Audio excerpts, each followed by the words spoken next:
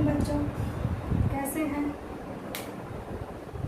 आशा करती हूँ कि ठीक होंगे। तो हम लोग पिछले लेसन में हमारा देश भारत के बारे में कुछ अध्ययन कर चुके हैं। यानी हम लोगों ने इस चैप्टर में भारत की चौहद्दी स्थिति के बारे में जान चुके हैं। आज हम लोग भारत के पड़ोसी देश के बारे में जानेंगे। भारत के पड़ोसी देश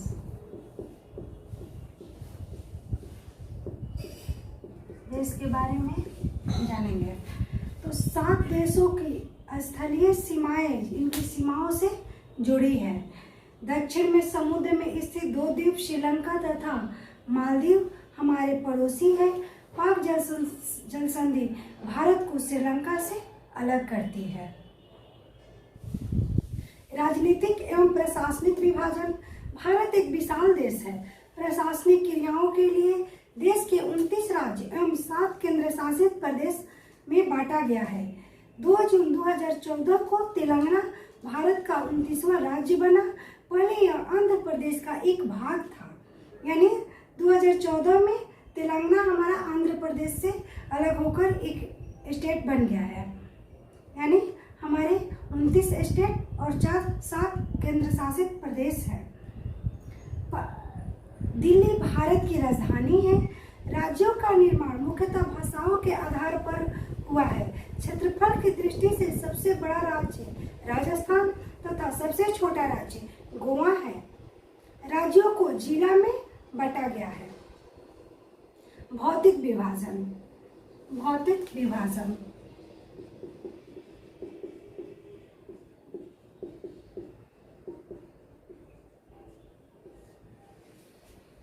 भारत में पाई जाने वाली भौतिक आकृतियां विभिन्न प्रकार की है, जैसे पर्वत, पठार, मैदान, तट तथा द्वीप समूह। उत्तर में बर्फ से ढका हिमालय संतरी का कार्य करता है।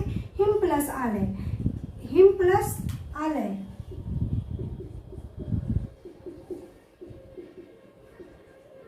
मतलब हिमालय। हिम प्लस आलय माने हिमालय यानी बर्फ का घर। हिम मतलब बर्फ, आलय माने हिम का घर माने बर्फ का घर। हिमालय पर्वत को 3 मुख्य समानांतर श्रृंखलाओं में बांटा जाता है। सबसे उत्तर में स्थित श्रृंखला को बृहद हिमालय या हिमाद्री कहते हैं। इसी श्रृंखला में विश्व की सबसे ऊंची चोटी शिखर है। मध्य हिमालय या हिमाचल हिमाद्री के दक्षिण में स्थित है। 5 पहाड़ी स्थानों के नाम का पता लगाइए। शिवालिक सबसे दक्षिण में स्थित श्रृंखला है। हिमालय के दक्षिण में भारत का उत्तरी मैदान स्थित है। ये मैदान समतल तथा सपाट है। ये मैदान सिंधु, गंगा, ब्रह्मपुत्र तथा इनकी सहायक नदियों के द्वारा लाए गए जलोढ़ निक्षेपों से बने हैं। नदियों को ये मैदान कृषि के लिए उपजाऊ भूमि प्रदान करते हैं। यही कारण है कि इन मैदानों की जनसंख्या अधिक है। भारत के पश्चिम भाग में भारतीय महामरुस्थल स्थित है। यह शुष्क, गर्म तथा रेतीली स्थल है। यहाँ वनस्पति की मात्रा कम है। यानी मरुस्थल में वनस्पति का मात्रा कम रहता है। वहाँ पर खेती भी नहीं होती है। उत्तरी मैदानों के दक्षिण में प्रदीपीय पठार स्थित है। इसकी आकृति त्रिभुजाकार है। इसका धरातल काफी ऊंचा नीचा है। इस क्षेत्र में बहुत सी पहाड़ी श्रृंखलाएं तथा घाटियां स्थित है। इसके उत्तर पश्चिम में अरावली श्रृंखला स्थित है, जो विश्व की सबसे पुरानी श्रृंखला है। विंध्य एवं सतपुड़ा भी महत्वपूर्ण श्रृंखलाएं हैं। इन श्रृंखलाओं से होकर नर्मदा एवं सतपुड़ा भी महत्वपूर्ण श्रृंखलाएं हैं। इन श्रृंखलाओं से होकर नर्मदा तथा ताप्ती नदियां बहती है। ये पश्चिम की तरफ बहने वाली नदियां हैं जो अरब सागर में गिरती है। इस पठार के पश्चिम में पश्चिम घाट या सह्याद्री तथा पूर्व में पूर्वी घाट स्थित है। पश्चिम घाट का विस्तार एक समान रूप में है, जबकि पूर्वी घाट बीच बीच में टूटा हुआ तथा असमान है। इन पहाड़ों में खनिजों जैसे कोयला एमलोएस की प्रचुरता पाई जाती है। पश्चिम घाट के पश्चिम में तथा पूर्वी घाट के पूर्व में तटीय मैदान स्थित है। पूर्व तटीय मैदान काफी सक्रिय है, यानी पतला। पूर्वी तटीय मैदान अपेक्षाकृत चौड़ा है। वहां पूर्व की ओर बहने वाली कई नदियां, महानदी गोदावरी, कृष्णा तथा कावेरी बंगाल की खाड़ी में गिरती है। ये नदियां अपने मुहाने पर उपजाऊ डेल्टा का निर्माण करती है। नदियां डेल्टा बनाती है। बंगाल की खाड़ी में गंगा एवं ब्रह्मपुत्र नदियों के मुहाने पर सुंदर डेल्टा स्थित है।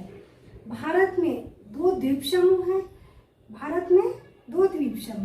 लक्षद्वीप समूह अरब सागर में स्थित है। एक केरल के तट से कुछ दूर स्थित प्रवाल द्वीप है। अंडमान एवं निकोबार द्वीप समूह भारत से दक्षिण पूर्व दिशा में बंगाल की खाड़ी में स्थित है। तो ये रहा हमारा भारत की भौगोलिक स्थिति, राजनैतिक स्थिति, प्रशासनिक स्थिति। तो अब आइए हम लोग कुछ मूल्यांकन प्रश्न करते हैं।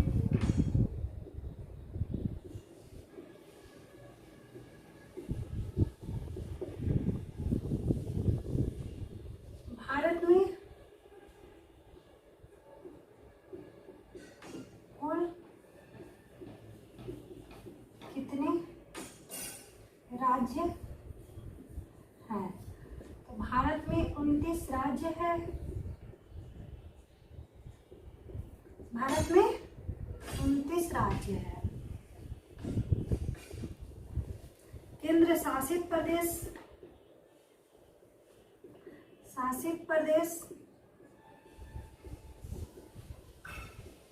कितने हैं? तो केंद्र शासित प्रदेश 7 है। भारत में 29 राज्य और 7 केंद्र शासित प्रदेश है।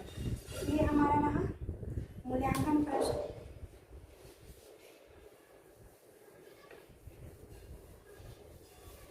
अब हम आप लोगों को गृह कार्य दे रहे हैं, जिसे घर पर बनाना है।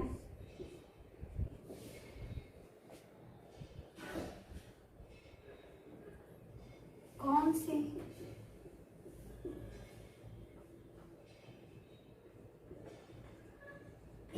दो प्रमुख नदियां अरब सागर में गिरती है? दूसरा रहा गंगा एवं ब्रह्मपुत्र द्वारा बनाए गए डेल्टा को किस नाम से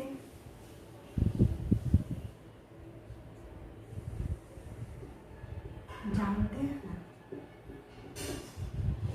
ये रहा आप लोगों का गृह कार्य, जिसे घर पर बनाना है। तो हमारा देश भारत का लेसन यानी चैप्टर समाप्त हुआ। Thank you.